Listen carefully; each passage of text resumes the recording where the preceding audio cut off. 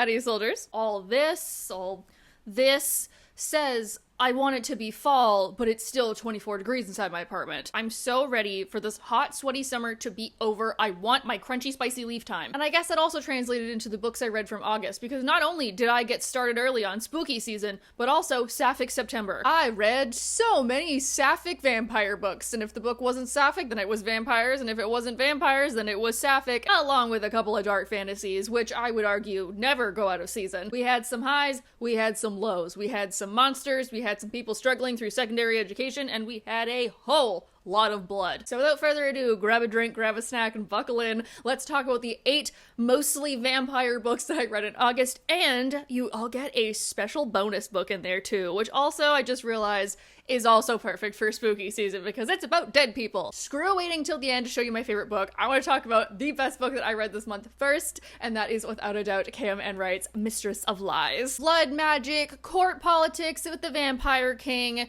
and a bunch of disaster bisexuals. What more could you ask for? As the daughter of a disgraced blood worker, Shan Leclerc has spent her life perfecting her blood magic and trying to pull her family up from their poor reputation. Samuel is a young man from the slums who has hidden his great power for years and years, only for the vampire king to find it and now want to exploit it. And royal blood worker Isaac used to be Shan's friend and lover until the two of them had this unfortunate split years ago, and now is the right-hand man of the king, but holds some secrets of his own. When a series of magical murders rock the capital and the vampire king himself demands that all 3 of them help find the killer, they are drawn into a web of tangled lies and desire, and they have to decide whether their relationships are worth the price of their soul. It is intricately world built. The court politics have poison behind every smile. It's a surprisingly raw and nuanced look into privilege and consent and assimilation and trying to bear the sins of our fathers. Shan is quick and scheming and ruthless, so watching her break down is both heartbreaking but also heartwarming. Also, her fashion is just so good. Sam gives big Captain America energy, like he's almost too righteous for his own good, but I'll give it to him. I love my little cinnamon roll boy. But Isaac's struggle in particular was really hard to read, him trying to be the best and having to prove himself over and over. And like, I want to make a joke about him being on his knees and begging, but then like, I kind of feel bad about it. All of their chemistry is so good. And like, yes, this book is spicy and we have some sexy times in it, but there's also a lot about what you do when you know your relationship is kind of a front, or like everyone's using one another, but you're still feeling feelings. This is a queer normative world, and Isaac himself is trans, and this does come up a little bit, but I really love how it does. There was a couple things I felt could have been foreshadowed a little bit better, but then when everything comes together, the last 50 pages, girl, had me acting up. What is happening with Isaac? It's dark and sexy and political. I adored this, even though it's like barely a vampire book.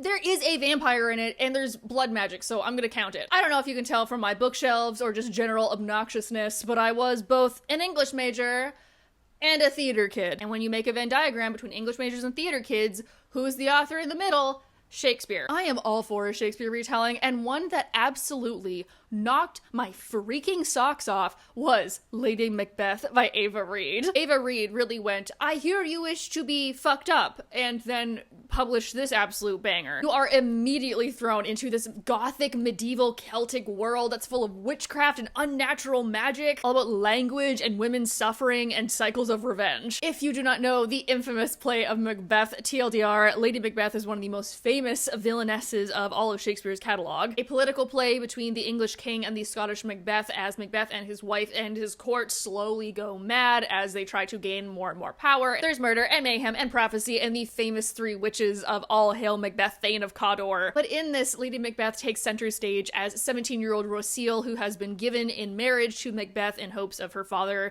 gaining some political advantage. She's trying to acclimatize to her new fate while also fending off Macbeth's advances and what is expected of her as a wife, while also diving into her own resentment and trying to manipulate her way into a better life. I got goosebumps while reading this. Like, Ava can write atmosphere like nobody's business. You can feel the chill of the castle stones and hear the waves of the constant ocean just as much as you get sucked into this murder plot line. It does not shy away from making you uncomfortable. It is brutal and vicious. There's multiple torture sessions, both physical and psychological. Very bloody, surprisingly gruesome, and also just kind of gross. Really, my only gripe with this is I wish we had spent a little bit more time developing the love story with the prince character, because I liked him a lot, especially near the end, but I really wish that we could have gotten more of him. An outstanding retelling. I love that we get the original plot beats, and we get some of the key phrases of Macbeth that everyone knows and loves. They didn't always come in the order that you expected them to if you had read the original play,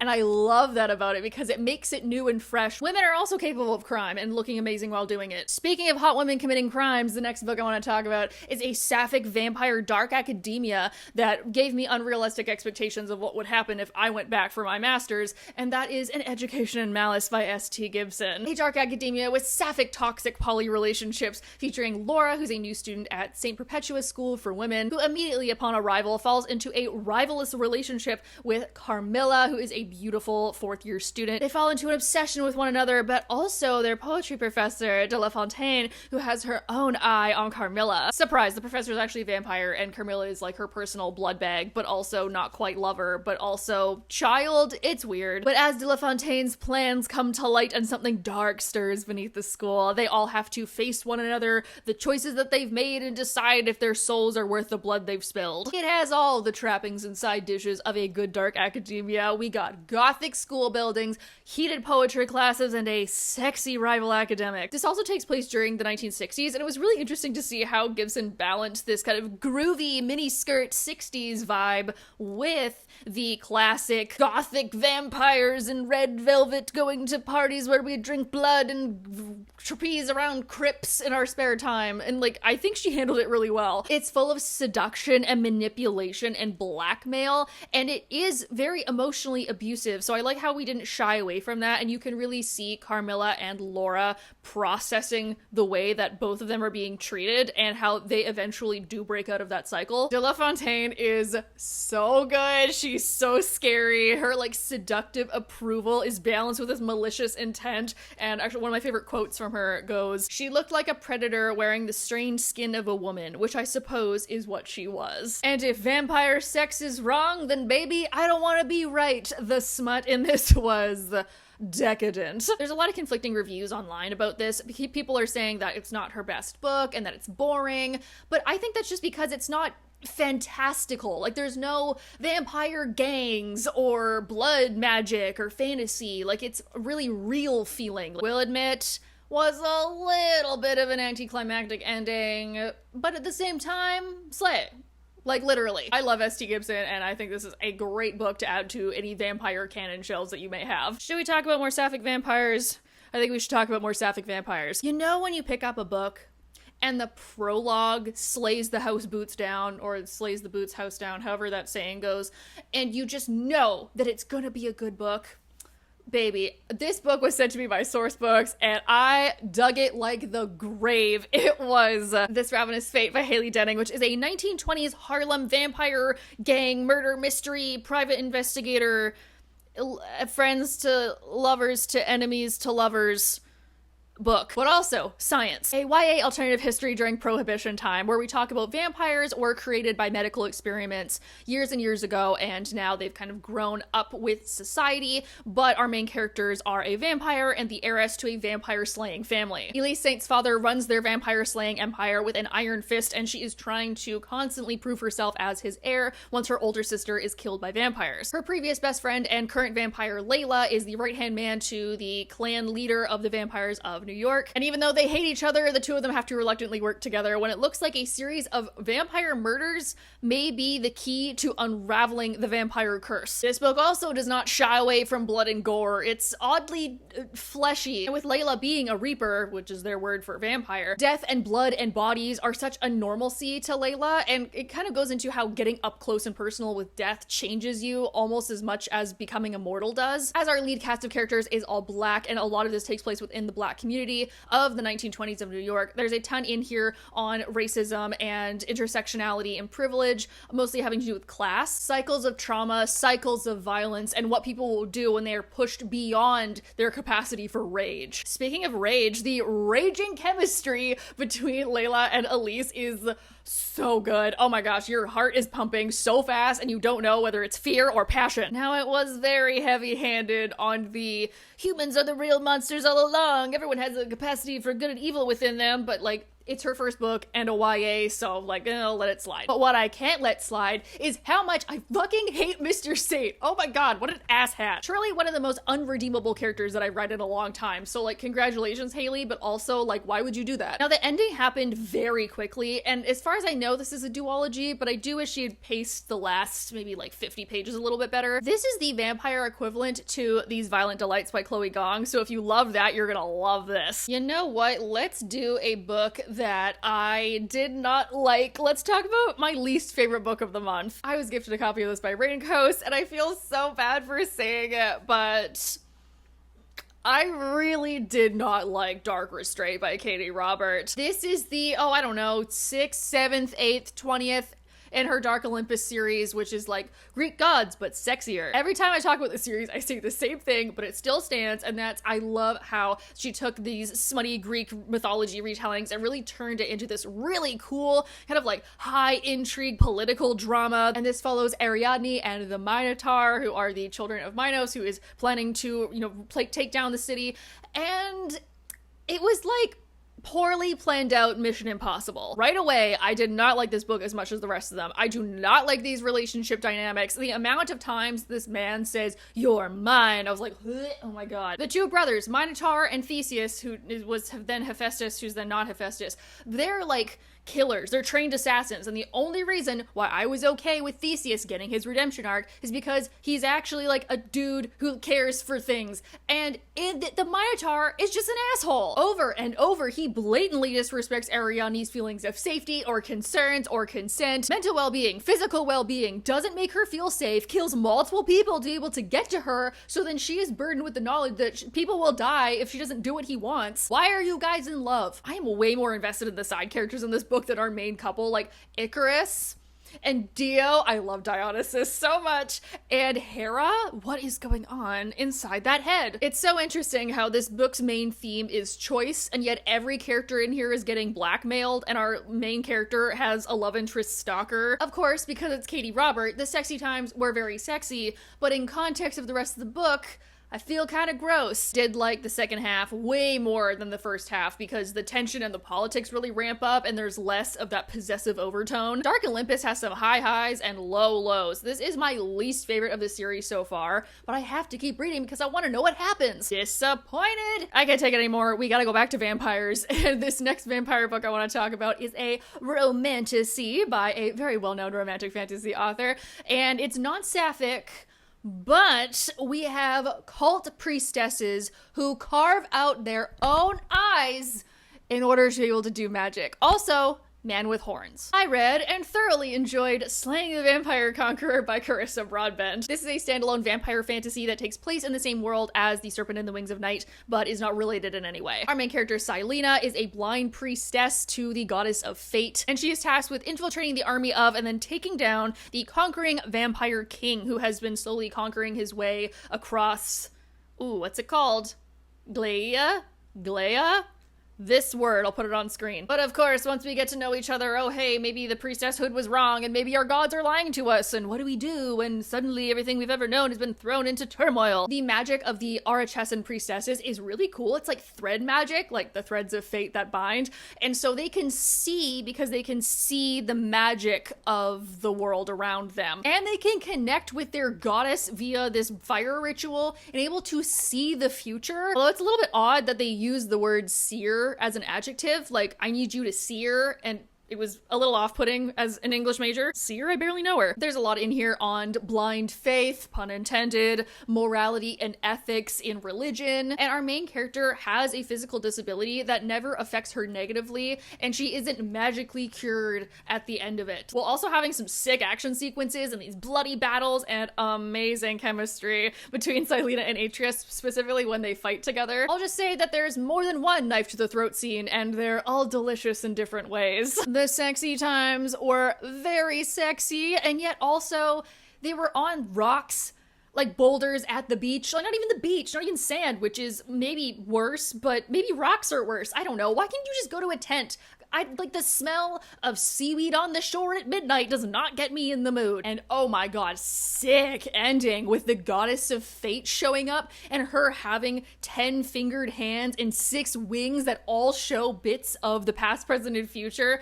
She's so cool. Carissa Broadbent strikes such a good balance between this intense lore and world building with the sexy romance and building tension and her politics of this triple vampire kingdom world. I think it's amazing. She just gets to walk off into the moonrise living La Vida Loca with her vampire king lover and like, go girl, we love that for you. And now for a book that I can finally talk about because the SMP boycott is over. Oh my god. Oh no, I wanted to spin in excitement, but I can't because I'm tethered to my computer. I'm so happy to see it. I'm so happy to be able to review SMP books again, although I do know that some people do not think that their actions were enough considering the original intentions of the boycott, so some people are doing their own personal boycotts, keeping that up. I personally am not going to for the time being. We'll see in the future. But at this point, I think it's harming authors more than it's affecting SMP. I'll leave a link to their statement down below if you want to check it out and make that decision for yourself. But if you don't mind and want to stick around and listen to me talk about some more dead people, I would love to be able to tell you about the audiobook that I finished last month, All the Living and the Dead by Haley Campbell, which is a compelling and compassionate exploration of people who work in the death industry, what drew them there and what keeps them there. She interviews embalmers, gravediggers, crime scene cleaners, detectives, executioners, people who prepare bodies for science. Quick content warning, we're going to talk about some kind of gross stuff and things surrounding death, and particularly death of children. So just FYI, if you want to skip to the next book, feel free to do that. Now, as somebody with a morbid curiosity and multiple pieces of taxidermy in their household, I am not unaware of people in the death industry, but reading this made me realize something that the book says actually. You don't realize how many people work in the death industry until they aren't there to do their job. I really love the whole beginning because we talk to a lot of people who are in science and how they prepare bodies and body parts to be dissected and studied. And the people that she interviews talk a lot about how you respect the dead when you become so desensitized to it. They talk about having a kind of emotional silence when it comes to walking into a freezer full of random human body parts that are going to be used for study, but how do you still look at those things and see a person? But also how death brings out humanity in the living and how people who work in the more anatomy side of death have to shut off part of themselves, whereas people who work with the living already, like morticians and funeral directors, they have to experience the constant grief of loss. She spends a chapter talking with embalmers, and that was really interesting to hear their side of the back end of the funeral industry. And they talk about the power dynamics when it comes to working with a dead body and how some people think that it's useless to make a dead body look good for their burial. The way that they put on makeup and do their hair and put on outfits and really care for this person, and how the author actually got to help with an embalming and her experiences with that. Something that they say about what embalmers are doing that like it made me cry on the bus. Oh my god, I'm tearing up and I haven't even said it yet. Okay, you could do anything to a dead body, but all they're trying to do is make him look like himself. I will also warn you that a very large portion of the second half is about motherhood and miscarriages and the death of young children. It was very hard to listen to, and the second part of the book that made me cry, particularly when they're talking to the ICU nurses and death doulas that specialize in infant mortality. And the award for wildest chapter is honestly split between the crime scene cleaner and the executioner. That, wow, what a conversation to listen to. This whole book is sad, but it's also real. It's pulling back the curtain on the inevitable. This was published in 2022, so we do talk a bit about COVID and how this generation now is defined by death. But it's a fascinating psychological look into the fear that we in Western culture have on death and the people that work with it daily. I thought this was great, and it was also a pretty fantastic audiobook. Oh, okay, I feel like I need a palate cleanser after talking about that, because that was very emotional for everybody involved. Second last is, gasp, shock, horror, a sequel that I read. Whoa, who is she? Baby, let me tell you, it's good to be back because I read Black Tide Sun by H.M. Long, which is a sequel to Darkwater Daughter. And it is just as darkly magical and macabre as the first. We get storm witches and gisting woods and otherworldly cults and magical creatures abound. Also swashbuckling and ice storms. And then just a whole lot of people just messing up their interpersonal relationships. A swashbuckling piratey adventure that follows Mary, who's a storm singer. She can change the weather with her voice.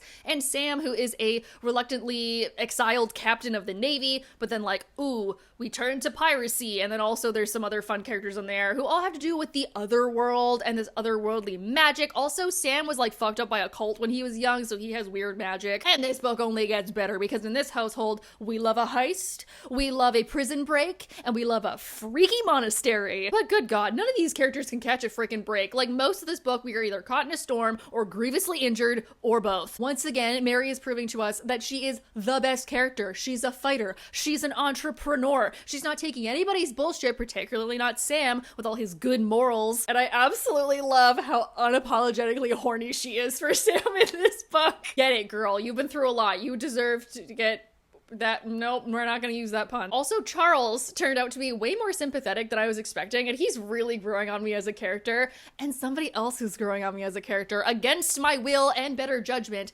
is Ben, because we get a lot of Ben, who's Sam's evil twin. I don't like him, but I like him. You know what I mean? Oh, and the thrill of the ship battle at the end of this. Oh my God, we got Mary calling in cyclones, and there's ice storms, and all these gistings descending from the sky and the sea, and Sam growing a fucking backbone. Yes, baby, you go. Coming in, being like, don't fuck with me ever again. Also, where's my money? Is a banger line to go out on. And what a cliffhanger. Good Lord, Red Tempest brother cannot come soon enough. H.M. Long sent it again. What a phenomenal fantasy book. So thank you so much to Titan for sending this to me. You gotta get into this series, okay? You just gotta. I don't make the rules. Costume change. I ran out of time while filming yesterday, so now you get fresh and new and slightly less sweaty Rachel for the final book of this video. Last but certainly not least is, dare I say, my new favorite sapphic vampire novel?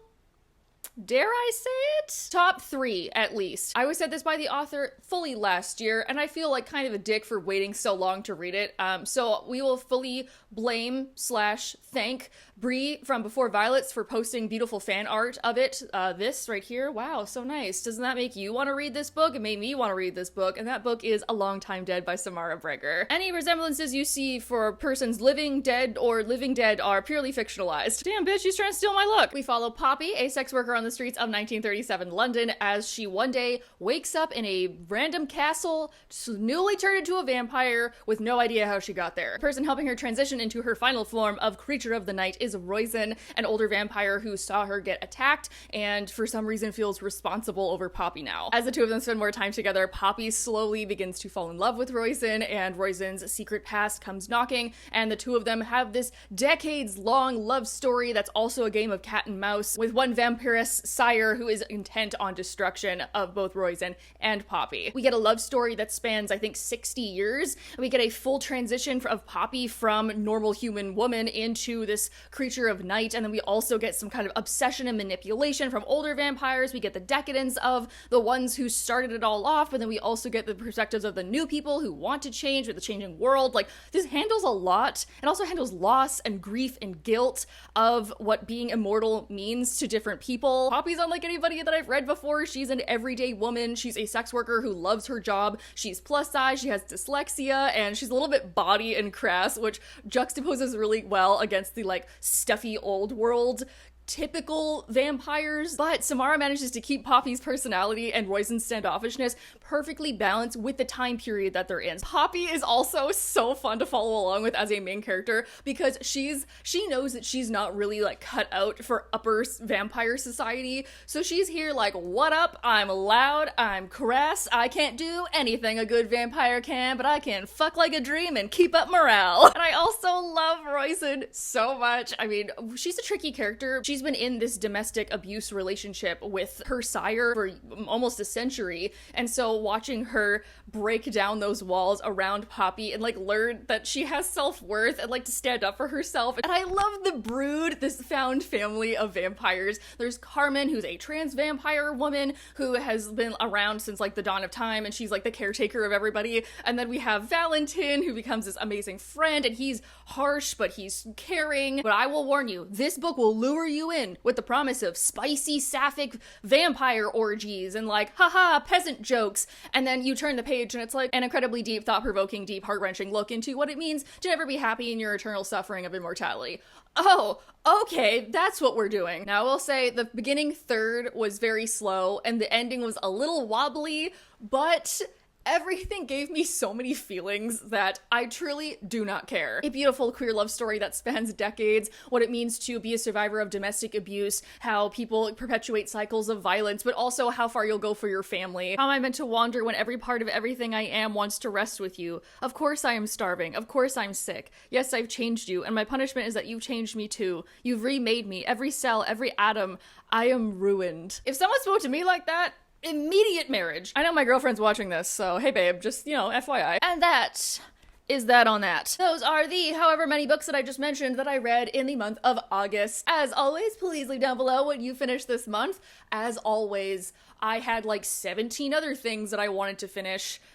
So I guess my September TBR is gonna be like, I don't know, 25. But I've been doing so good this year that I manually went in and changed my Goodreads goal from, I think, 80 to 99. So we have, to quote My Chemical Romance, high hopes for the rest of 2024. I really hope that was the right musical artist. Oh, it's Panic at the Disco. Oh no! So sorry to Brendan Urie and the other members of Panic at the Disco. Sorry this video is a little late, but I've gone back to an office a couple days a week, and that is... Public transit in the summertime is a whole beast unto itself, I'm sure you understand. Also, I've been doing multiple dance classes a week, and I have a show in 2 weeks, and I am panicked. I'm also incredibly sore. I'm 29, and my knees aren't like they used to be. I was only in heels for like an hour and a half yesterday. Why does my whole body hurt? You know where to click to like the video. You know where to click to subscribe. I hope you guys are all having a nice day wherever you are, and I will see you all next week. Bye!